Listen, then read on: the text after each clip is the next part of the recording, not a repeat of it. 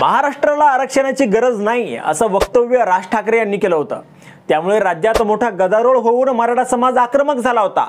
धाराशिव येथे मुक्कामी असताना राज ठाकरे यांनी सोलापूर येथे केलेल्या मराठा आरक्षण विषयी या वक्तव्यावर मराठा आंदोलकांनी आता आक्रमक भूमिका घेत राज ठाकरे ज्या हॉटेलमध्ये थांबले होते त्या थांबलेल्या हॉटेलमध्ये जोरदार घोषणाबाजी केली व मराठा आरक्षणाविषयी आपली काय भूमिका आहे हे स्पष्ट करावे अशी मागणी केली आहे। बराच वाद झाल्यानंतर राज ठाकरे आणि आंदोलकांमध्ये चर्चा झाली।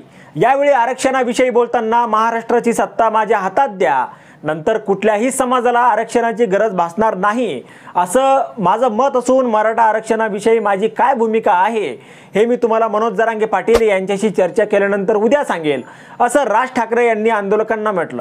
तर राज ठाकरे यांनी मनोज जरांगे पाटील ज्या पद्धतीने आरक्षणाची मागणी करतात त्यास पाठिंबा न दिल्यास त्यांना मराठवाड्यामध्ये तसेच महाराष्ट्रामध्ये अशाच पद्धतीने जा विचारला जाईल असं मत आंदोलकांनी मांडलं।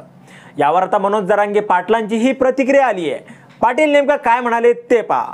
हे पैशावर झोपणारे लोक आहेत, त्यांना गरिबांच्या भावना कळणार नाही, कुणालाही किंमत देऊन जा विचारू नका असं आवाहन मनोज जरांगे यांनी धाराशिव मधील मराठा आंदोलकांना केलंय। राज ठाकरे धाराशिव जिल्ह्याच्या दौऱ्यावर होते। यावेळी मराठा आंदोलकांनी राज ठाकरे यांची भेट घेऊन त्यांना जाब विचारण्याचा प्रयत्न केला। यावेळी ठाकरेंनी मराठा आंदोलकांची भेट नाकारली होती। यावर प्रतिक्रिया देताना जरांगे यांनी राज ठाकरे यांच्यावर निशाणा साधला। यांच्या तोंडापुढे देखील उभं राहू नका, हे पैशावर झोपणारे लोक आहेत, यांना भावना आणि आरक्षण काय आहे ते कळत नाही।